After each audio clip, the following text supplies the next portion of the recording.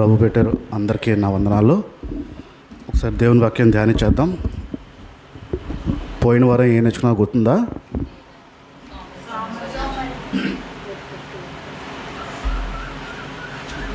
సోమరిపోతనాన్ని విడిచిపెట్టాలి, అదే దేవుని దీనత్వానికి వ్యతిరేకంగా పనిచేస్తుంది అనే విషయము మనం నేర్చుకున్నాం. కొంచెం ఇంకా వేరే విషయానికి ముందుకెళ్దాము. ఈరోజు మనం నేర్చుకుందాము దీనత్వానికి వ్యతిరేకంగా పనిచేసేది అసూయ అనండి. ఈ అసూయ గురించి మనము చాలాసార్లు మాట్లాడేసాం. ఇక్కడే ఈ ప్రాంతంలోనే చాలాసార్లు మాట్లాడాం. అయినా ఎందుకో దేవుడు ఆ విషయాలు గుర్తు చేస్తున్నాడంటే ఇంకెక్కడైనా ఆ అసూయ లక్షణాలు మనలో ఉన్నాయేమో, దీనత్వానికి వ్యతిరేకంగా పనిచేసే అసూయ లక్షణాల నుంచి మనం బయటకు వచ్చేలాగా మనం ప్రభుని అడుగుదాం. ఆ విషయాలు సాధారణంగా ఈ అసూయ అనే లక్షణము ప్రతి మనిషిలోనే ఉంటుంది. ప్రతి మనిషిలో, చిన్నపిల్లవాడి దగ్గర నుంచి పెద్దవాళ్ళ దాకా, ముసలివాళ్ళ వరకు ఈ అసూయ అనే లక్షణము పుష్కలంగా ఉంటుంది. సమస్య ఏంటంటే ఈ అసూయ ఉండకూడదు, మనం దూరం ఉండాలి వీటికి అనే విషయం గ్రహింపు ఉండదు.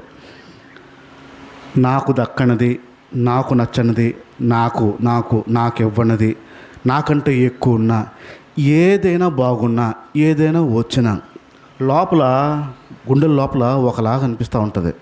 వాళ్ళకే ఉంది, వాళ్ళదే బాగుంది, వారికే అనే విషయం అనిపిస్తూ ఉన్నప్పుడు అది అసూయకి దారితీసేస్తుంది. అసూయ చాలా ప్రమాదకరమైనది. ఒకసారి మనం బైబిల్లో మత్తయి సువార్తకు వచ్చేద్దాం. మళ్ళీ 11వ అధ్యాయము 28-29.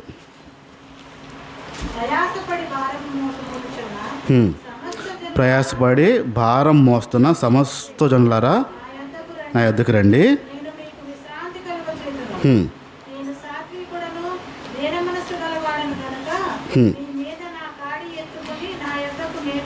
రైట్. మనం నేర్చుకుంటున్నాము ఆయన దీనత్వాన్ని మనం నేర్చుకుంటున్నాం. ఆ దీనత్వంలోకి వెళ్ళాలి అంటే, దేవుని యొక్క దీనత్వంలోకి మనకి రావాలి అంటే మనలో ఉన్న ఆ అసూయ అనే లక్షణము బయటకు వెళ్ళిపోవాలి. ఈ అసూయ అనేది ప్రారంభ మెట్టు అంటారు. ప్రారంభ మెట్టు, స్టార్టింగ్ స్టేజ్. ఈ అసూయ దగ్గర మనం మెలకుగా లేకపోతే, ఈ ప్రారంభ మెట్టు దగ్గర మెలకుగా లేకపోతే ఈ అసూయ కోపానికి దారం తీస్తుంది. కోపానికి ముందుగా వచ్చేది అసూయ. ఈ అసూయ విషయంలో మనం మెలకుగా లేకపోతే ఆ కోపానికి దారితీస్తుంది. ఈ కోపము ఆగ్రహానికి, ఈ కోపము ద్వేషానికి, ఈ కోపము అసూయ దగ్గర నుంచి మొదలయ్యి పగల వరకు వెళ్ళిపోతాయి. పగ పెట్టుకోవడం వరకు వెళ్ళిపోతాయి. అసూయ అనే లక్షణం దగ్గర ముందుగా మనం నరకకపోతే ఆ అసూయ కోపాన్ని, పగని, ద్వేషని బాగా పెంచి చాలా తీవ్రంగా తీసుకెళ్ళిపోతాయి. అసూయ దగ్గర ప్రారంభించినాక అక్కడ నరకడం ప్రారంభిస్తే ఇవన్నీ పోతాయి. ఈ అసూయ చాలా ప్రమాదకరమైన వ్యాధులు అంటదే పట్టించుకో సాధారణంగా. ఒకసారి ప్రసంగి గ్రంథంకి వద్దాము. ప్రసంగి గ్రంథము 4వ అధ్యాయము 4వ మాట.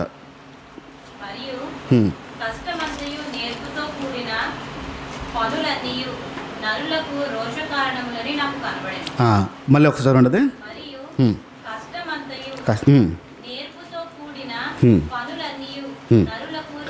పనులని ఆ రోషన్ దగ్గర ఇంగ్లీష్ వర్షన్స్లో రాస్తుంటే అసూయ అనే పదం వాడతాడు. ఈ అసూయ సాధారణంగా మనుషుల మీదకి వస్తుందా, పశువుల మీద వస్తుందా? అసూయ మనకి సాటి మనిషి మీద కదా వస్తుంది. అసూయ అనేది అవతల వ్యక్తి మీదకే అసూయ అనేది వస్తుంది. అసూయ ప్రారంభమైతే 3 విషయాలు ఉంటాయి. మూడు విషయాలు ఉంటాయి.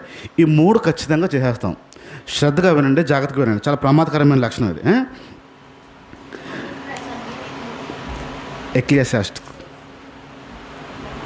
ఎక్లియాసాస్టిక్స్ ఈసీసీ అని స్టార్ట్ అయ్యి ఉంటుంది చూడు. ఈ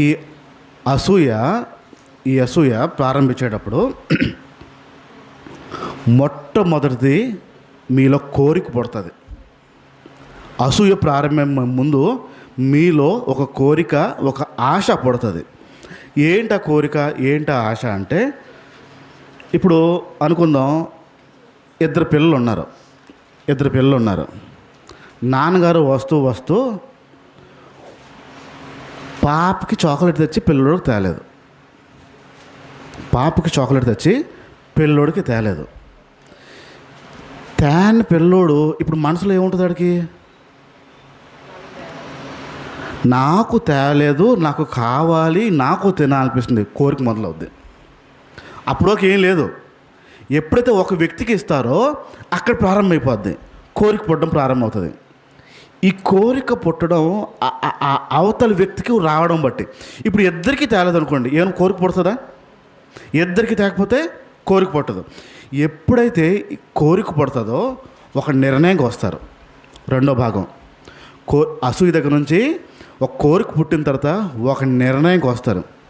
అది అటు వెళ్ళిపోతే ఆ చాక్లెట్ ఎలాగైనా తీసుకోవాలి, నేను అడుగుదాం, బెదిరిద్దాం, ఏదో చేద్దాం ఒక నిర్ణయంకి వస్తారు.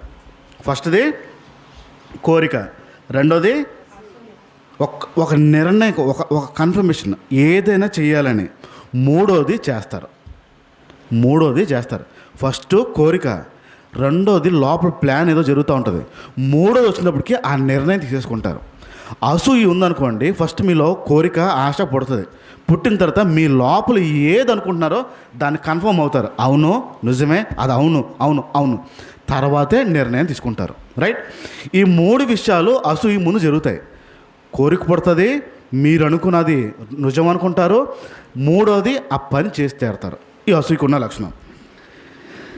ఇంతకీ అసూయ ఎక్కడుంటుంది? మనలో ఏ భాగంలో ఉంటుంది? మెదడా హృదయమా?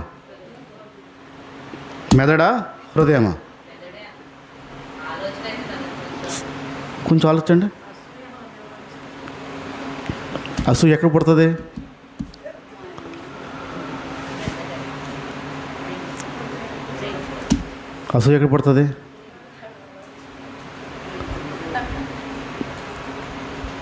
అసూయ ఇక్కడ నుంచి పుడుతుంది. ఇది అనుకోండి, మర్చిపోతారు. ఇది అన్నీ గుర్తుపెట్టుకుంటుంది. అసూయ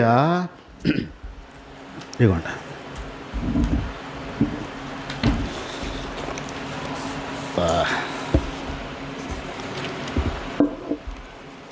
ఇదేంటిది? ఇది ఎక్స్రే. నా దగ్గర ఉన్నది ఎక్స్రే. మనిషి చూడటం బాగానే ఉంటాడు, ఎక్స్రే తీస్తేనే తెలుస్తుంది లోపల ఏముందో. ఎక్స్రే తీస్తే తెలుస్తాడు. బయట ఉన్న మనిషికి ఎక్స్రేకి తేడా ఉందా లేదా? ఇప్పుడు మీరు బయట కనిపిస్తున్న వ్యక్తులకి మీ లోపల తేడా ఉందా లేదా? బయట ప్రజలకు కనిపిస్తున్న మీ శరీరము, మీ బాడీ, మీరు లోపల ఒకటా వేరువేరా? ఎందుకు వేరైంది? బయట కనిపిస్తున్న మనిషికి లోపల ఉన్న, మీ హృదయం లోపల ఉన్న కప్పేసింది శరీరం. చూడండి, శరీరము హృదయాన్ని కప్పేసి నటన ప్రారంభమైపోద్ది. ఎక్స్రే తీస్తే లోపల ఏముందో తెలిసిపోద్ది, బాగున్నట్టే ఉంటుంది, కానీ ఎక్స్రే తీస్తే తెలిసిపోద్ది. ఇప్పుడు ఈ ఎక్స్రేలో చెస్ట్ ఎక్స్రే ఇది చూస్తుంటే చిన్న చిన్న చెమ్మ, తడి అవన్నీ ఆ స్పష్టత లేదు. ఇది ఎక్స్రే తీస్తే తెలిసిందే. గుండె లోపల ఆలోచన ఎందుకు కనిపిస్తుంది? దీంట్లో మనిషి హృదయం లోపల ఉన్న ఆలోచనని ఎక్స్రే తీసే మిషన్ ఉందా? ఎవరు తీస్తారు మరి? ఏ డాక్టర్ తీస్తారు? బుర్లాలోనా, సంబల్పూర్లోనా, వికాస్ హాస్పిటల్లోనా, ఎక్కడ? ఎవరు తీస్తారు? గుండె లోపల ఉన్న ఆలోచన ఎవరు తీస్తారు? బైబిల్ తీసేస్తుంది. ఏ ఎంఆర్ఐలు పనిచేయవు, ఏ ఎక్స్రేలు పనిచేయవు. బైబిల్ వాక్యం పట్టుకున్నావా, అక్కడ ప్రారంభమైపోద్ది ఎక్స్రే. ఇప్పుడు ఈ ఎక్స్రే ఏం చెప్తుందో ఈ శరీరం అది చెప్పాలి, దాయకూడదు. ఈ అసూయ అనే లక్షణము స్వతహాగా అందరికీ తెలిసిపోద్ది. నాకు అసూయ ఉంది అనే విషయం ప్రత్యేకంగా బైబిల్ పట్టుకుని వాక్యాలు చెప్పి ఎవరో చెప్పక్కర్లేదు. నా లోపల అసూయ ఉంది అనే విషయం ప్రత్యేకంగా తెలిసిపోద్ది. ఇక్కడ పోయిన నెలలో ఆఖరి శుక్రవారం ఆల్ నైట్ ప్రేయర్ అయింది ఇక్కడ మన చర్చిలో. ఇద్దరితో ప్రారంభించాం, ఒక ఇద్దరు వచ్చారు. ఆల్ నైట్ ప్రేయర్ పోయిన నెలలో అయింది ఇక్కడ. ఈ నెల కిందటి నెలలో పోయిన శుక్రవారం ముగ్గురు వచ్చారు, మిగతా వాళ్ళు రాలేదు. ఫస్ట్ ఇద్దరు వచ్చారు, ఇద్దరితో ప్రారంభించాము, తర్వాత ముగ్గురు యాడ్ అయ్యారు. ఇప్పుడు మీ మనసులో ఏమనిపిస్తుంది? ఆల్ నైట్ ప్రేయర్ ఇక్కడ అయిందా? ఆల్ నైట్ ప్రేయర్ ఇక్కడ అయిందా? ఎప్పుడు? నాకు చెప్పలేదే.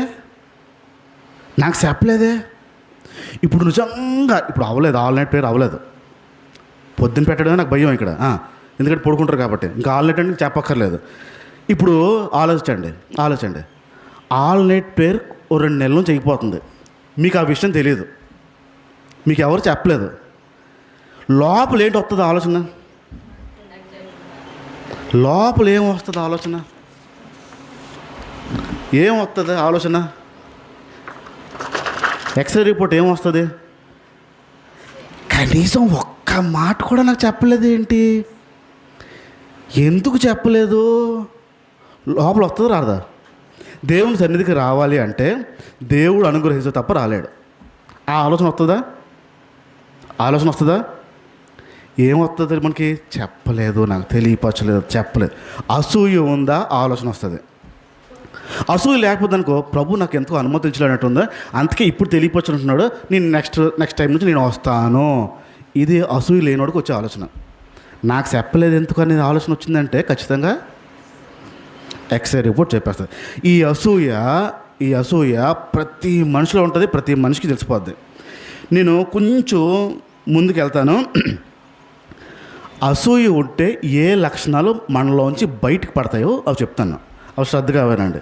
అసూయ ఉంటే ఏ లక్షణాలు బయటపడిపోతాయో ఆదికాండం వచ్చేద్దాం. ఇందాక తీసిందే 37వ అధ్యాయము, ఆదికాండం 37వ అధ్యాయము 3-4 వచనాల్లో చూస్తే మనం యోసేపు అనేవాడు చాలా ఏజ్ అయిపోయిన తర్వాత, ముసలోడు అయిపోయిన తర్వాత వాళ్ళ నాన్న అప్పుడు పుట్టాడు. బాగా చిన్నోడు. ఆయన అన్నతమ్ముళ్ళు బోల్డ్ మందే ఉన్నారు. కొంచెం అలా ముందుకెళ్ళిపోతే అన్నతమ్ముళ్ళు ఇప్పుడు ఆ యోసేపుని చాలా అల్లరి ముద్దుగా చూస్తున్నారు. ఎందుకంటే లాస్ట్లో పుట్టినోడు, ఆఖరోడు ముద్దుగా చూస్తున్నారు. అన్న తమ్ముళ్ళు అందరూ ఉన్నారు, అన్నయ్యలందరూ ఉన్నారు. ఉంటే తండ్రి యోసేపుని బాగా చూసుకుంటున్నాడని, బాగా ప్రేమిస్తున్నాడని, ఆ వచనాల తర్వాత మీరు చదువుకోండి. బాగా ప్రేమిస్తున్నాడని కొంచెం 10వ వచనంకి వచ్చేయండి.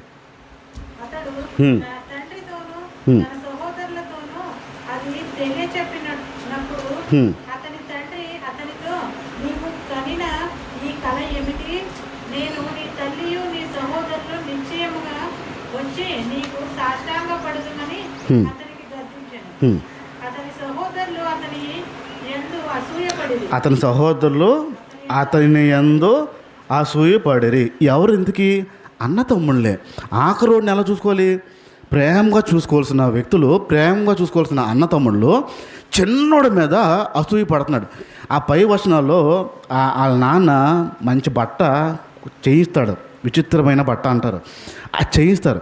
అన్న తమ్ముళ్ళు చిన్నోడి మీద అసూయ పడడం ప్రారంభించారు.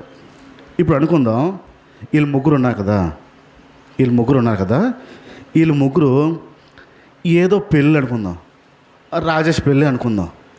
రాజేష్ పెళ్ళికి అందరు కొత్త బట్టలు కొంటున్నారు, ఆడొక్కడ కొనలేదు. అందరికీ కొన్నారు, అందరూ. వీళ్ళిద్దరికీ ఉన్నాయి, ఆడికి లేదు. తేజగడికి కొత్త బట్టలు లేవు. ఇప్పుడు వీళ్ళిద్దరు కొత్త బట్టలు వేసుకుంటే ఆడు ఎలా ఫీల్ అవుతాడు? ఏంటి ఆ ఫీలింగ్ లోపల? ఒక మనిషికి అసూయ వచ్చినప్పుడు పరిపక్వత లేని మనస్సాక్షి బయటపడుతుంది. ఇమ్మెచ్యూరిటీ అంటారు. పరిపక్వత లేని మనస్సాక్షి బయటపడుతుంది. పోన్లే, నాకు లేకపోయింది, వాళ్ళకు ఉంది, ఆనందం రావాలి కదా. నాకు లేకపోయినా పర్వాలేదు, వారికి ఉంది, పర్వాలేదులే అన్న సంతోషం రావాలి కదా. నాకు లేదు అనే ఆ పరిపక్వత లేని మనస్సాక్షి చూడండి, అది బయటపడిపోద్ది. ఎప్పుడైతే అసూయ ప్రారంభం అవుతుందో ఆ మనస్సాక్షి బయటపడిపోతుంది. ఇమ్మెచ్యూరిటీ అంటారు. ఈ మనస్సాక్షి బయటపడిపోవడం అంటే అవతలి వ్యక్తుల వల్ల. ఇప్పుడు వీళ్ళ ఎగ్జామ్స్ అయిపోయాయి, రిజల్ట్స్ వచ్చిన తర్వాత అవతల వాళ్ళతో కూడా అడుగుతారు. చూడండి, వీళ్ళు ఆడికెంత, దానికెంత, దీనికెంత, వీడికెంత, ఏ ఉద్దేశం మీద అడుగుతారు చెప్పండి? నాకంటే ఎక్కువ తక్కువ ఇది తెలుసుకోవడానికి వాళ్ళు, నాకంటే బాగా వచ్చిందా రాలేదా ఇది తెలుసుకోవడానికే. బాగా వచ్చిందనుకోండి లోపల ఏదో మొదలైపోద్ది. పరిపక్వత లేని మనస్సాక్షి బయటపడిపోతుంది. అసూయ ఉందా, పరిపక్వత లేని మనస్సాక్షి బయటపడిపోతుంది. ఒక ప్రోగ్రాం అవుతుంటే ఆ వెనకాల కూర్చుంటే ఆడవాళ్ళు మాట్లాడుకుంటున్నారు. ఆడవాళ్ళందరూ ఒక 4-5 కలిసి ఒక స్త్రీ గురించి మాట్లాడుకుంటున్నారు. ఇలాంటి ఫంక్షన్కి ఎందుకు అంత చీర కట్టుకొచ్చింది, అంత మంచి చీర కట్టుకుని రావాలేంటి, ఓ నగలేసుకుని వచ్చేసింది దీనికి, ఈ మాత్రం దానికి అంటే అందరూ అవునవును ఈ మాత్రం పేరంటానికి అంత కాస్ట్లీ చీర, ఆ చీర, ఆ బంగారమా అని మాట్లాడుకుంటున్నారండి. ఎవరో వేసుకొచ్చారో వారి గురించి మాట్లాడుతున్నారు. ఎందుకు మాట్లాడుతున్నారు వీళ్ళు? వాళ్ళు వేసుకోలేదు కాబట్టి వీళ్ళ మనసులో ఉన్న అపరిపక్వత బయటపడిపోతుంది. అసూయ ఉందా, ఇమ్మెచ్యూరిటీ బయటపడిపోతుంది. అసూయ లోపల ఉందా, మనసు ఎదగని మనసు బయటపడిపోతుంది. ఇది మొదటిది, రైట్? గుర్తుపెట్టుకోండి, అసూయ ఉందా, ఆ ఇమ్మెచ్యూర్ మైండ్ బయటపడిపోతుంది. రెండో విషయంకి వస్తున్నాను.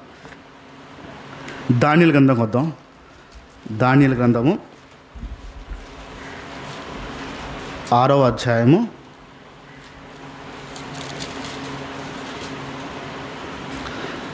6వ అధ్యాయము మొదటి నుంచి ఒక్కసారి చూడండి.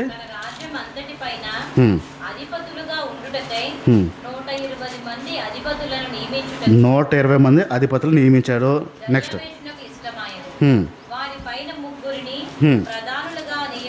ఆ 120 మీద ముగ్గురు పెట్టాడు. మళ్ళీ ఆ ముగ్గురులో ఎవరు ముఖ్యం? దానియేలు ముఖ్యుడు.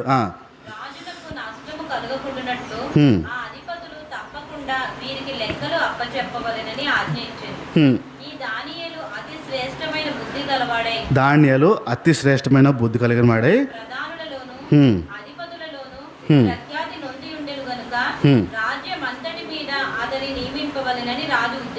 రైట్. ఈ దానియేలు చేసిన పనులను చూసి, దానియేలు చేసిన పనితనం చూసి ఇంకా బెస్ట్ పొజిషన్ ఇవ్వాలని ఆశపడుతున్నాడు.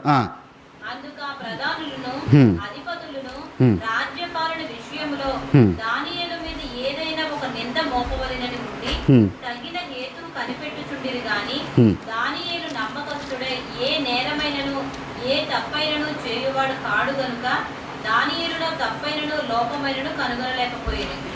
అందుక మనుషులు అతని దేవుని పద్ధతి విషయమందే గాని మరి ఏ విషయమందును అతనిలో లోపము కనుగొనలేమని అనుకుని. రైట్, చాలు. ఇది మీరు తర్వాత చదువుకోండి ఈ విషయాల్ని. ఈ రెండో అంశం చెప్తున్నాను. ఏ వ్యక్తుల్లో అయితే ఆ అసూయ ఉంటుందో రెండో లక్షణం గర్వం ప్రవేశించేస్తుంది. ఏ వ్యక్తులైతే అసూయ ఉంటుందో, ఇప్పుడు దానియేలు అందరిలో బాగా పనిచేస్తున్నాడు. పాస్టర్ గారి దగ్గర, పెద్ద అన్నయ్య గారి దగ్గర నా బ్యాచ్ స్టార్ట్ అయినప్పుడు, మమ్మల్ని ట్రైన్ చేస్తున్నప్పుడు సుమారుగా 24 మంది ఉండేవారు. మేము 24 మంది అన్న దగ్గర ఉండి అన్ని విషయాలు నేర్చుకునేవాళ్ళం. 24 మందిని స్టార్టింగ్ నుంచి గమనిస్తూ ఉండేవాడు. ఈ 24 మందిలో ఒక వచనం ఇచ్చి ఒకరోజు మాట్లాడమన్నాడు. అందరూ మాట్లాడారు. ఉదయం నుంచి సాయంత్రం వరకు అయింది, సెమినార్ అయింది, మాట్లాడారు. 24 మంది మాట్లాడేసిన తర్వాత అందరినీ గమనించిన తర్వాత దేవుడిచ్చిన ఆలోచన బట్టి, దేవుడిచ్చిన ఆ ప్రణాళికలను బట్టి అందులో నన్ను జాగ్రత్త పట్టినవాడు. 24 మందిలో నన్ను జాగ్రత్త పట్టినవాడు. ఏ ప్రాంతానికి వెళ్ళినా నన్ను తీసుకెళ్ళేవాడు, ఏ ప్రాంతానికి వెళ్ళినా నన్ను తీసుకెళ్ళేవాడు. ఆ 23 మందిని ఉంచేసేవాడు. 20 మంది ఉండేవారు. నన్ను పిలిచాడు, నవీన్ రా అన్న వెళ్దాం అన్నాడు. వాళ్ళు అక్కడే ఉండేవారు, అలా చూసేవారు. నవీన్ అన్నతో పాటు కార్లో వెళ్ళేవాడిని, అన్నతో పాటు కార్లో వచ్చేవాడిని. ఎక్కడికి వెళ్ళాలన్నా, ఏ ప్రాంతానికి వెళ్ళాలన్నా నవీన్ నవీన్ నవీన్ నవీన్ నవీన్ ఈ పదం ఎత్తేవాడు.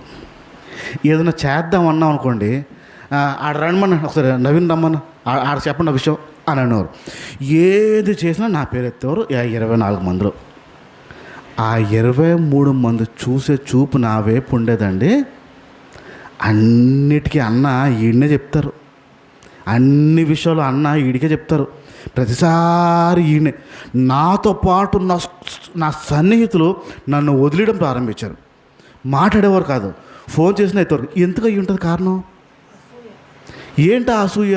నన్ను పట్టుకున్నారు, నన్ను నేర్పిస్తున్నారు, వాళ్ళందరినీ వదిలేశారని. ఇప్పుడు పనితీరు బాగుంటే పని పెట్టుకుంటా ఉంటే ఎక్కువగా అసూయ ప్రారంభం అయిపోద్ది. అనుకుందాం, ఉదాహరణకి అనుకుందాం, నెలాఖరుకో ఎప్పుడో ఏదో చిన్న మీటింగ్ పెట్టుకుందాం, ఇక్కడ పలానా రోజు పెట్టుకుందాము, ఒకసారి కడిగండి అమ్మ, ఇదంతా కొంచెం నీట్గా ఉంటే బాగుంటుంది అని అన్నాం. మంచి ఎండలో వేడిలో కింద నుంచి నీరు మోసుకుంటూ మీ ఆడ బ్యాచ్ అంతా వచ్చేసి దులిపిసి మొత్తం అంతా క్లీన్ చేసి అంతా చేసింది. మీరు అందరూ చేస్తున్నారు కానీ రజితం రాలేదు, కిందే ఉంది, రజితం రాలేదు. అందరూ అనుకుంటున్నారు రజిత రాలేదు, చేయట్లేదు, రజిత రాలేదు, పిలిచానండి రావట్లేదు, పిలిచానండి రావట్లేదు మాట్లాడుతున్నాయి, రాలేదు, చేయట్లేదు. మొత్తం అంతా చావంట్లుగా అలిసిపోయి బాబోయ్ అనుకుని క్లీన్ చేసి చీపుర్లన్నీ ఒక దగ్గర పెట్టారు. ఈ లోపల రజితమ్మ ఇలా ఎక్కింది, వెనకాల నేను ఎక్కాను. ఆ చీపుర్లన్నీ తీసుకెళ్ళిపోయి ఒక మూలన రజితమ్మ పెట్టింది. కడిగింది ఎవరు? పొద్దునుంచి కడిగింది ఎవరు? చెప్పండి, పొద్దునుంచి కడిగింది ఎవరు? కడగకుండా పొద్దునుంచి ఇంట్లో ఉన్నది ఎవరు? నేను చూస్తున్నప్పటికీ చీపుర్లన్నీ ఇలా పెట్టి సర్దుతుంది. అప్పుడు రాణి ఉంటే రాణి దగ్గరికి వచ్చి, ఎంతైనా రజితం ఉంటే పని చాలా తొందరగా అయిపోద్ది, చక్కగా చేసేస్తుంది అని రాణి నేను మాట్లాడుకుంటూ వెళ్ళిపోతున్నాం. ఎన్నా మీకు ఏమనిపిస్తుంది? అప్పుడు ఏమనిపిస్తుంది? ఎన్నా మీకు? ఇప్పుడు వచ్చింది అది, చీపులు పెట్టేసి అలా పట్టుకెళ్ళిపోయింది సర్టిఫికేట్. అది మొత్తం అంతా అదే చేసినట్టు మాట్లాడుతున్నాడు ఆయన. లోపల ఏంటి మొదలవుతుంది? చూసేవాడు ఎవడు? మధ్యలో నేనేవాడిని, నేను చెప్తే నువ్వు వస్తుందా? రూపాయి వస్తుంది, రూపాయి పోతుంది, ఏమీ లేదు. లోపల ఏంటి? అసూయ ప్రారంభం వస్తుంది. అప్పుడు ఏమవుతుందో తెలుసా? ఆమెతో పెద్దగా మాట్లాడరు. ఆమె చేసింది ఏముండదు. నేనన్నా ఒక చిన్న డైలాగ్కి మీ లోపల అసూయ ప్రారంభించి గర్వం ప్రవేశించుతుంది. ఆఖరిని వచ్చేది చిసికిపోయిందంతా మీలో మీలో మీలో మీలో మీలో బయటకు మాట్లాడకపోయినా లోపల మాట్లాడద్దు. ఇది మీరు బయటకు చెప్పకపోయినా ఆమె పైన ఉన్న అభిప్రాయము చెప్పేస్తుంది రిపోర్టు. అసూయ ఉందా? ఒక మంచి పని ఎవరైనా చేశారా?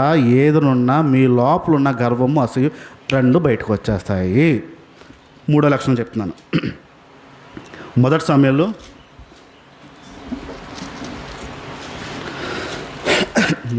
గ్రంథము 18వ అధ్యాయము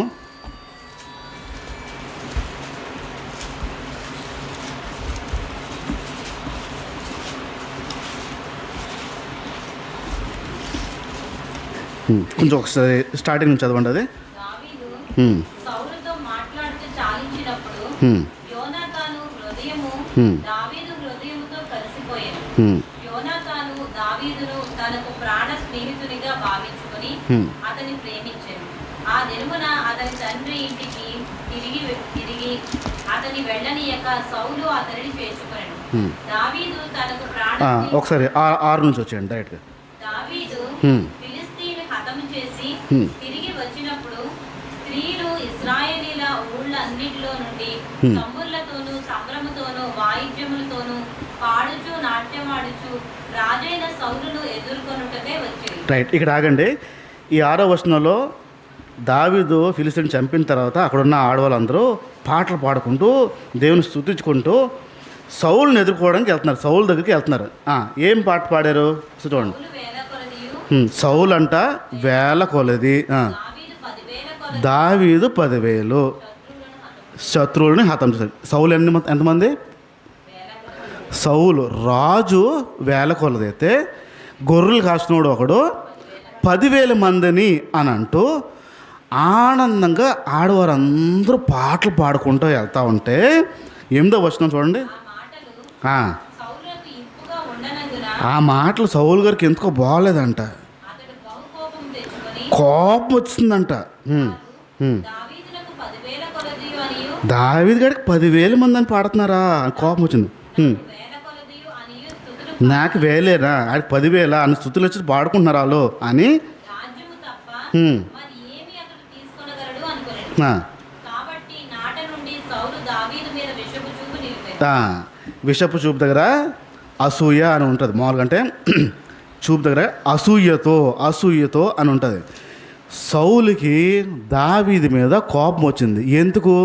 ప్రజలందరూ దావీదుని పొగుడుతున్నారు. సౌలు అనేవాడేమో 10,000 మంది చంపితే దావీదు 10,000 మంది చంపారని పాడుకుంటూ వస్తూ ఉంటే ఒక భయం వేసింది. ఆ భయం ఏంటి చదవండి ఇప్పుడు. మరునాడు 9వ వచనంలోనే ఆ భయం వచ్చింది సౌలుకి. నాట నుండి సౌలు దావీదు మీద విషపు చూపు నిలిపాడు. పైన దేనికి భయం వచ్చింది? రాజ్యము తప్ప ఆ. మరి ఏమి అతడు తీసుకొనగలడు. రైట్. ఇక్కడ అసూయ ప్రారంభమిస్తే నాయకత్వం పోతుంది అని భయమేస్తుంది. అసూయ ప్రారంభించిందా నాయకత్వం పోతుంది అనే భయాలు ప్రారంభిస్తాయి. ఇప్పుడు మీకు నాయకత్వం అంటే మీకు పెద్దగా తెలిసొచ్చో తెలియకపోవచ్చో కదా, మీకు వివరిస్తాను, కొంచెం అర్థం చేసుకోవడం ప్రయత్నించండి. అసూయ ఉంటే నాయకత్వపు పోతుంది, నాయకుడు సీటు పోతుంది అనే విషయం భయం. నా మాటను శ్రద్ధ గమనించండి. ఇప్పుడు మీరు వాక్యం మాట్లాడడం ప్రారంభిస్తున్నారు, వాక్యము అర్థం చెప్పడానికి ప్రారంభిస్తున్నారు. మా రాధమ్మ మధ్యలో వస్తారు, మధ్యలో అప్పుడప్పుడు వస్తారు. వీడు ఎలా చెప్తున్నాడు, సరిగ్గా చెప్తున్నాడు లేదా చెక్ చేయడానికి నన్ను వస్తారు. చెక్ చేయడానికి అప్పుడప్పుడు మా రాధమ్మ వస్తుంది. అనుకుందాం వచ్చే ఆదివారం నుంచి అనుకుందాం ఖచ్చితంగా వచ్చేస్తుంది అనుకుందాం. వచ్చే ఆదివారం కూడా వచ్చారు అనుకుందాం రాధమ్మ. ఆ వచ్చే ఆదివారము రాధమ్మ మీకు చెప్తుంది, ఇంకో రజిత నువ్వు ఈ వర్షం చెప్పడానికి వీల్లేదు, ఈసారి ఈ వారం కూర్చో అని నిన్ను అంటుంది. డైరెక్ట్ ఇదే స్పీడ్తో. ఇవమ్మా నువ్వు కూడా చెప్పొద్దు, ప్రసాద్ అని చెప్తాడు, కుమారమ్మ చెప్తారు, మీరెవరు చెప్పొద్దు అని మీకు అంటున్నారు. మీరు ఇలా ఉండగానే నువ్వు చెప్పొద్దు మీరెవరు చెప్పొద్దు, ప్రసాద్ అని చెప్తాడు, కుమారమ్మ చెప్తారు, ఇంకెవరు మీరు మాట్లాడద్దు, వచ్చేవారు సిద్ధపడండి అని చెప్పి వెళ్ళిపోతుంది. ఏమనుకుంటారు అలా చెప్పి వెళ్ళిపోతే? ఏమనుకుంటారు ఆ అధికారంతో చెప్పి? 9వ వచనం నువ్వు చెప్తుగానమ్మా, మిగతా వచనం నువ్వు మాట్లాడద్దు అని నీకు చెప్తుంది, డైరెక్ట్ చెప్తుంది. ఏమనుకుంటారు మీరు హృదయంలో? నిన్న కాక మొన్న వచ్చి అప్పుడప్పుడు వచ్చి నా మీద అధికారము లోపల వస్తుందా? అలాగే రాదమ్మా నువ్వు చెప్పినట్టు చేస్తాం అంటారా? నవీనని చెప్పాడు నీకు? నవీనని చెప్పాడా? చెప్తే ఆయన చెప్పాలి, నువ్వెవరు? వస్తుంది రాదా? ఒకవేళ నేనే చెప్పాను అనుకుందాం, ఆ బాధ్యతలు రాదనుకో నేనే చెప్పాను, నువ్వు చూసుకో అమ్మా అని చెప్పేసి వచనాలు ఇచ్చి ఎవరికి ఏం చెప్పాలో చెప్పమని చెప్తాను. ఇదిగో నువ్వు ఇది చెప్పాలి, అది చెప్పొద్దు, నువ్వు ఇలా మాట్లాడుతూ ఉంటే ఇప్పుడున్న రాధమ్మని ఎంతమంది తీసుకోగలుగుతారు? తలలో ఒకట్లేదు తీసుకోగలరా? ఎందుకు తీసుకోలేరు తెలుసా? లోపల ఉన్న అసూయ. ఇప్పుడు మీరు ఆమె కంటే సీనియర్ అని మీకు ఫీలింగ్ ఉందే, మీ నాయకత్వాన్ని ఆవిడ తీసుకుందనే అసూయ. అర్థమవుతుందా పదం? మీరు సీనియర్ కాబట్టి మీరు చెప్తే ఏంటో సాధారణంగా ఇప్పుడు ఇలా కూర్చో, ఈ వచనం ఇక్కడ, ఈ బైబిల్ ఇక్కడ, ఇది మీరు చెప్తే ఏంటది. ఇప్పుడు మిమ్మల్ని శాసిస్తూ ఉంటే లోపల నా నాయకత్వపు సీటుని లాక్కుంది రాదా అని వినకుండా అసూయ ప్రారంభమైపోద్ది. నాయకత్వపు సీట్ని కోల్పోతున్నామనే భావము అసూయ నుంచి ప్రారంభమవుతుంది. సౌలు కూడా అదే భయం. వాళ్ళందరూ పొగిడేస్తున్నారు, నా సీట్ ఎక్కడ కోల్పోతానో అని భయం, నాయకత్వపు లక్షణం ఎక్కడ కోల్పోతామో అని భయం. నిజమైన నాయకుడు ఎవరు చెప్పినా లోపడతాడు, ఎవరు చెప్పినా వింటాడు, ఎవరు చెప్పినా ఆ విధేయత చూపిస్తాడు. లోపల ఇది చెప్తే నేనేదేంటి, మొన్న వచ్చింది ఇది ఏం తెలుసని అనే భావాలు వచ్చాయా? అసూయతో కూడిన లక్షణాలు పుష్కలంగా ఉన్నాయని అర్థం. అసూయ ఉందా, నీ భయాలు ప్రారంభమవుతాయి. రైట్. ఫస్ట్ది మనం ఏం ఇచ్చినాం, అపవర్కత బయటికి పడిపోద్ది. రెండోది గర్వం బయట పడిపోద్ది. మూడోది నాయకత్వపు లక్షణము పోతుందేమో అనే భయం ప్రారంభిస్తుంది. 4వ విషయంకి వస్తున్నాను నేను. మత్తయి సువార్త 27వ అధ్యాయము పేరు గుర్తింపు. ఒకసారి చూడండి, మత్తయి సువార్త 27వ అధ్యాయము 18వ మాట చూడండి. కాబట్టి జనులు కూడి వచ్చినప్పుడు పిలాతు, నేనెవరిని విడుదల చేయవలెనని మీరు కోరుచున్నారు? బరబ్బనా లేక క్రీస్తు అనబడిన యేసునా అని వారిని అడిగారు. ఏలయనగా వారు అసూయ చేత ఆయనను అప్పగించురని అతడు ఎరిగి ఉండేది. ఎవరు ఎరిగి? మళ్ళీ చదవండి.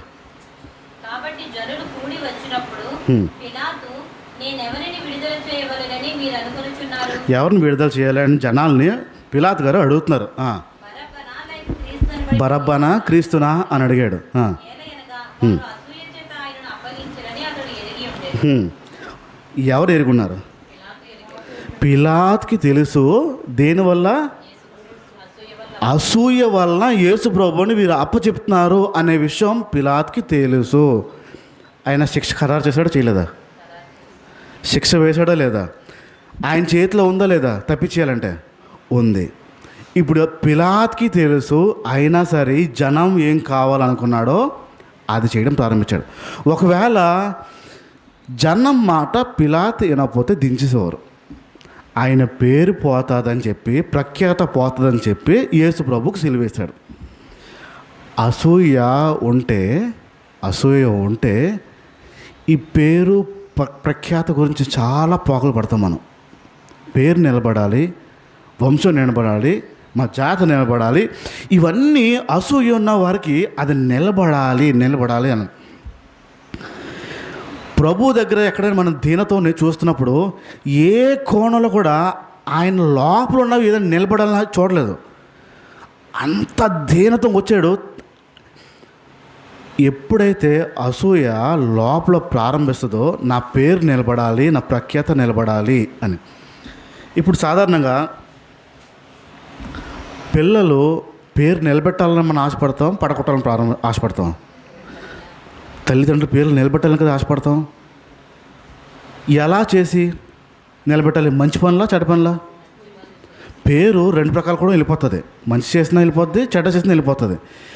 ఇప్పుడు ఆ పేరు ప్రఖ్యాత నిలబెట్టాలి. పక్కనే ఇంట్లో ఉండేవారు, ఫ్యామిలీ ఉండేవారు. ఇద్దరు పిల్లలు, ఇద్దరు సేమ్ క్లాస్ చదివేవారు. పోటీ మీద చదువుతూ ఉండేవారు. రిజల్ట్స్ రాగానే ఆడికెంత, ఈడికెంత, నీకెంత, మావాడికి ఇస్తే బాగా వచ్చింది, మీ వాడు బాగా వచ్చిందా, మావాడు. ఈ రెండు పోటీతత్వం బాగా పెరిగిపోయి ఎగ్జామ్ టైంలో పిల్లోడికి ఒకడికి బాగా జ్వరం వచ్చి మంచము పడిపోయాడు. రాయగలడా ఎగ్జాము? చదవగలడా? మార్కులు ఏమవుతాయి? పోతాయి. ఆ తల్లిదండ్రులు ఏం చేశారంటే స్కూల్కి వెళ్ళి డబ్బులు ఇచ్చి మా ఓడు ఎలాగైనా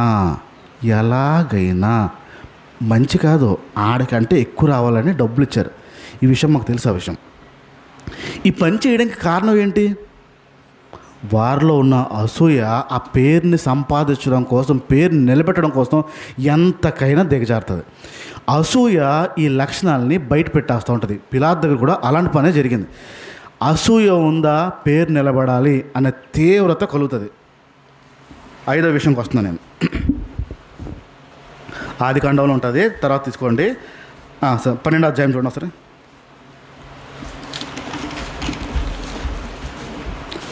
ఆదికాండం 12వ అధ్యాయము 10వ మాట నుంచి చూడండి ఒకసారి. అప్పుడు ఆ దేశంలో కరువు వచ్చెను. ఆ దేశంలో కరువు భారంగా ఉన్నందున అబ్రాము ఐగుప్తు దేశంలో నివసించుటకు అక్కడికి వెళ్ళాడు. రైట్, చాలు వదిలేండి, అది తర్వాత చదువుకోండి, మీరు టైం లేదు. ఇక్కడ అబ్రామ్ని అన్నీ వదిలేమన్నాడు, వదిలేదన్నాడు, సమస్తం వదిలేండి. కానీ అక్కడ రాయబడిన విషయాలు, ఆయన ఆస్తి ఉంటుంది. అసూయ ఉందా, ఆస్తిని సమకూర్చుకోవాలనే తపన చాలా ఎక్కువ ఉంటుందండి. అసూయ ఉందా, ఆస్తిని ఎలా సమకూర్చుకోవాలనే తీవ్రత చాలా ఎక్కువ ఉంటుంది. అబ్రహాం దగ్గర జరిగింది కూడా అదే. అసూయ ఎప్పుడైతే మనిషి లోపల ప్రారంభిస్తుందో ఆస్తిని ఏ పద్ధతిలో సమకూర్చుకోవాలనే మనసుకే ఉంటుంది. అందరికీ తెలిసిందే. ఏమైనా పట్టుకెళ్ళగలుగుతాం మనం పైకి? అయినా ప్రయాసం అంతా అదే కదా మంది. బతుకున్నంత వరకు ప్రయాసం ఉంటుంది కదా, సమకూర్చుకోవడం ఏది పట్టుకెళ్ళమని తెలుసు, అయినా ప్రయాసపడతానే ఉంటాం అసూయ ఉన్న వారికి. ఇప్పుడు చూడండి, సంపాదన సమకూర్చుకోలేని ఆలోచన ఉన్నవాడు ఒకరిని చూసే ప్రారంభిస్తాడు, ఒకరిని చూసే అది ప్రారంభిస్తారు. నా తర్వాత ఇప్పుడు ఎవరైనా ఉన్నాడు అనుకోండి, ఆడికి ఎంత ఉందో చూసి ఆడికంటే ఎక్కువ ఉండాలి నాకు, వాళ్ళు అది కొనుక్కున్నారు కాబట్టి ఆడికంటే పెద్దది నేను కొనుక్కోవాలి, ఆడికి అది వచ్చింది కాబట్టి ఆడికంటే మంచిది నా దగ్గర ఉండాలి. అసూయ పెరిగే కొద్దీ సమకూర్చుకునే పద్ధతి మారిపోతూ ఉంటుంది. వారు వీరిని చూస్తూ నేను కూడా తెచ్చుకోవాలి, నేను కూడా కొనుక్కోవాలి. అసూయ ఉందా, సమకూర్చుకునే పద్ధతి మారిపోతుంది. 6వ విషయం చెప్తున్నాను, ఆఖరిది. సామెతలు కీర్తనలో 73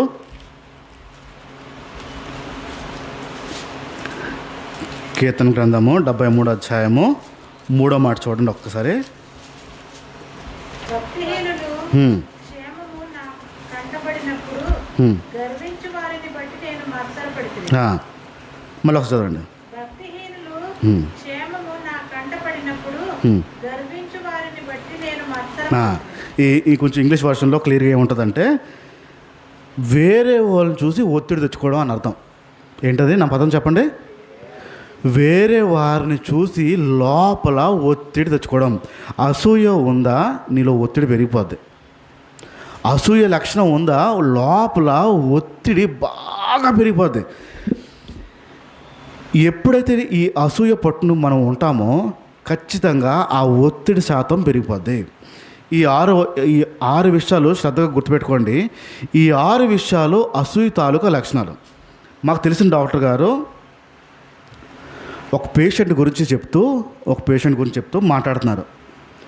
ఆ పేషెంట్కి ఉన్న లోపలున్న వ్యాధులు రిపోర్ట్లో కనపట్లేదు, ఎన్ని టెస్టులు చేసినా కనపట్లేదు, ఏది చేసినా కనపట్లేదు, రిపోర్ట్లో కనపట్లేదు. ఆయన చెప్పినప్పుడు ఒక విషయం అవగాహనకు వచ్చి మానసిక డాక్టర్ దగ్గర, సైకియాట్రిస్ట్ దగ్గరికి తీసుకెళ్లారు, పంపించారు ఆయన్ని. నువ్వు ఫస్ట్ ఒకసారి ఆ డాక్టర్ దగ్గరికి వెళ్ళి మళ్ళీ నా దగ్గర రా, నేను మాట్లాడతాను అని. ఆ పేషెంట్ని అక్కడ పంపించి ఈయన ఫోన్లో మాట్లాడాడు. డాక్టర్ గారు, ఒక పేషెంట్ని పంపిస్తున్నాను, నా డౌట్ అది, మీరు ఒకసారి కన్ఫర్మ్ చేయండి. సైకియాట్రిస్ట్ దగ్గరికి వెళ్ళి ఆ సైకియాట్రిస్ట్ డాక్టరు కొన్ని విషయాలు మాట్లాడి ఒక 5 నిమిషాలు మాట్లాడి ఆ వ్యక్తిని పంపించి మా డాక్టర్ గారికి ఫోన్ చేసి చెప్పారు, సార్ మీరు అనుకున్నది రైటే, మీరు అన్నది రైటే అని. ఆ వ్యక్తికి ఉన్న జబ్బు లేదు, ఆ వ్యక్తికి ఉన్న బాధ లేదు, ఆ వ్యక్తికి ఉన్న శరీరంలో వేదనలు ఏం బోల్డ్, కానీ ఏ టెస్టులు చేసినా దొరకట్లేదు. మా డాక్టర్ గారు ఒకే మాట అన్నారు డైరెక్ట్గా, నీ జబ్బుకి మందులు లేవు, ఒకే ఒకటి నువ్వు మెదడులో పెట్టుకుంటున్నావు, నీ లోపల తీవ్రమైన అసూయ మనసుతో ఉన్నావు, అది తీస్తే కానీ నీ శరీరం బాగుపడదు అన్నాడు. ఈ అసూయ అనేది మనుషుల శరీరం మీద ప్రభావం చూపించేస్తుంది. ఈ అసూయ ఉంటే హార్మోన్స్ ఇంబ్యాలెన్స్ అయిపోతాయి. మనిషి లోపల ఉన్న హార్మోన్స్ ఉంటాయి కదా, అసూయ పెరుగుతా అనుకోండి, హార్మోన్స్ ఇంబ్యాలెన్స్ అయిపోతాయి, బ్యాలెన్స్ తప్పిపోయి అనుకోండి, ఒంట్లో భయంకరమైన గ్యాస్ట్రిక్ ఉంటుంది, ఒళ్ళంతా నొప్పులు ఉంటాయి, ఒళ్ళంతా పోట్లు ఉంటాయి, తలంతా నొప్పి ఉంటుంది, అన్ని రకాల నొప్పులు ఉంటాయి. దేనికి బాగుపడదండి, వీటిలో దొరకదు. అసూయకి మీ శరీరానికి లింక్ ఉంది, జాగ్రత్త పడండి. మీ శరీరంలో ఉన్న బాధలు, శరీరంలో ఉన్న బలహీనతలు కొన్ని అసూయ వల్ల వస్తాయి. అసూయ ఉందా, హార్మోన్స్ ఇంబ్యాలెన్స్ అయిపోయి మీ శరీరం పాడైపోతుంది. అసూయ లక్షణం కనుక తీయకపోతే మీ శరీరాన్ని నాశనం అయిపోతుంది. ఈ పదం గుర్తుపెట్టుకోండి. అసూయ కనుక తీయకపోతే మీ ఆత్మే కాదు, మీ శరీరంలో ఉన్న అనారోగ్యానికి కూడా కారణాలు అవే. కొన్ని ఉన్నాయి, కొన్ని లక్షణాలు ఉన్నాయి. ఈ లక్షణాలు కనుక మీలో ఉంటే మీ శరీరం పాడైపోతుంది. నేను ఆత్మ గురించి మాట్లాడలే, మళ్ళీ మీ ఆత్మీయ జీవితం గురించి మాట్లాడలేదు. ఈ లక్షణాలు కనుక ఉన్నాయా మీ శరీరం పాడైపోద్ది. ఫస్ట్ అది భయం అనండి. ఈ భయం కనుక మీ శరీరం లోపల ఉందా మీ ఆరోగ్యం పాడైపోతుంది, డౌట్ లేదు ఆ విషయంలో. మీకు అనారోగ్యం వచ్చేస్తుంది. భయం ఉందా మీ హార్మోన్స్ ఇంబ్యాలెన్స్ అయిపోతాయి, అనారోగ్యం వచ్చేస్తుంది. రెండోది బాధ అనండి. ఈ బాధ అనేది మీ హృదయంలో ఉందా, మీ శరీరం ఖచ్చితంగా వ్యాధికి గురైపోతుంది. ఇవి ఉండడానికి వీల్లేదు. మూడోది అసూయ అనండి. అసూయ ఉంది కదా, ఖచ్చితంగా ఈ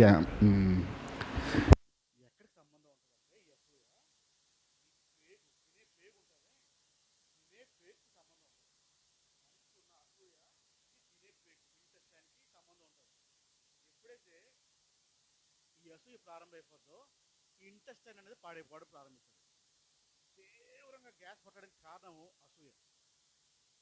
వాస్తవానికి కాదనిపిస్తుంది, కానీ తీవ్రమైన గ్యాస్ట్రిక్ ఇష్యూ ఈ ఇంటెస్టైన్ నుంచి ప్రారంభించి హార్మోన్స్ ఇంబ్యాలెన్స్ అయిపోయి లోపల యాసిడ్ రిలీజ్ చేసిందా మీ శరీరం పాడైపోవడం ప్రారంభిస్తుంది. అసూయ మీ శరీరాన్ని పాడు చేస్తుంది. నాలుగోది పగ అనండి.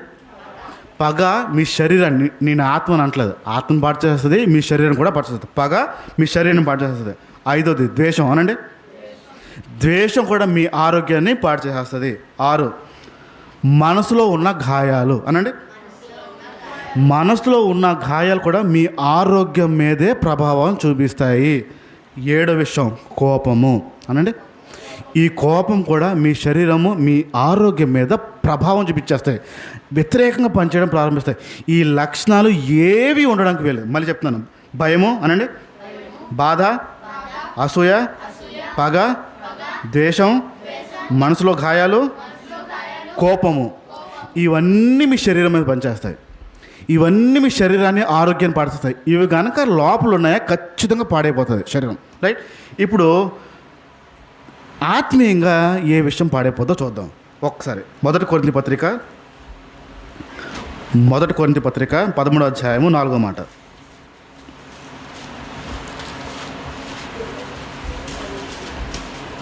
ప్రేమ దీర్ఘకాలము సహించును, దయ చూపించును, ప్రేమ మత్సరపడదు. ప్రేమ మత్సరపడదు అంటే అసూయపడదు. ప్రేమ అసూయపడదు. నంబర్ 1, ఎప్పుడైతే అసూయ మనలోకి వచ్చిందా దేవుని ప్రేమ దూరం అయిపోతుంది. ఏ రోజైతే అసూయ మన లోపలికి వస్తుందో దేవుని యొక్క ప్రేమ మన నుండి దూరం అయిపోద్ది. రెండవది చెప్తున్నాను, మొదటి పేతురు పత్రిక 2వ అధ్యాయము 1వ వచనం. మొదటి పేతురు పత్రిక 2వ అధ్యాయము 1వ వచనం. ప్రభువు దయాళుడని మీరు రుచి చూచి ఉన్న ఎడల సమస్తమైన దుష్టత్వమును, సమస్తమైన కపటమును, వేషధారణను, అసూయను, సమస్త దూషణ మాటలను మాని క్రొత్తగా జన్మించిన శిశువులను కోరిన వారై నిర్మలమైన వాక్యముల పాల వలన రక్షణ విషయంలో ఎదుగు నిమిత్తము ఆ పాలను ఆపేక్షించుడి. రైట్. ఫస్ట్ది దేవుని ప్రేమ నుంచి అసూయ, దేవుని ప్రేమ నుంచి దూరం చేస్తుంది. రెండోది అసూయ ఉంటే దేవుని ఆత్మలో మిమ్మల్ని ఎదవనికుండా చేస్తుంది, మిమ్మల్ని డెవలప్ అవనివ్వదు. అసూయ ఉందా దేవుని ఆత్మలో మిమ్మల్ని ఎదగనివ్వదు అని చేస్తుంది. మూడో విషయం, గల్తీలు రాసిన పత్రిక 5వ అధ్యాయం. గల్తీలు రాసిన పత్రిక 5వ అధ్యాయం 26వ మాట.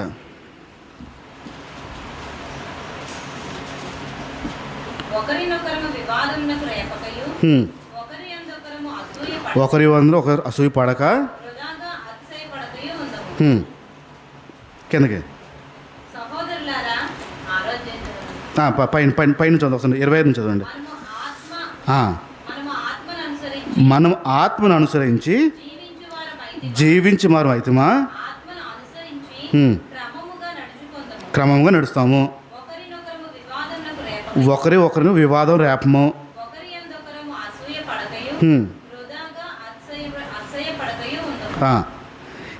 ఏ విషయంలో అయితే అసూయ ఉందో దేవుని ఆత్మ మన దగ్గర రాదు. ఒకవేళ హృదయంలో మనకి అసూయ నిండి ఉంటే దేవుని ఆత్మ రాదు. మొదటిది దేవుని ప్రేమను దూరం అయిపోతాం. అసూయ లోపల ఉందా దేవుని ప్రేమను దూరం అయిపోతాం. రెండోది అసూయ ఉందా ఆత్మీయంగా మనం ఎదుగుదల ఆగిపోద్ది. మూడోది అసూయ ఉందా దేవుని ఆత్మ మన దగ్గర రాదు. 4వ విషయం, రోమీయులకు రాసిన పత్రిక 13వ అధ్యాయం 13వ మాట. రోమీయులకు రాసిన పత్రిక 13వ అధ్యాయం 13వ మాట.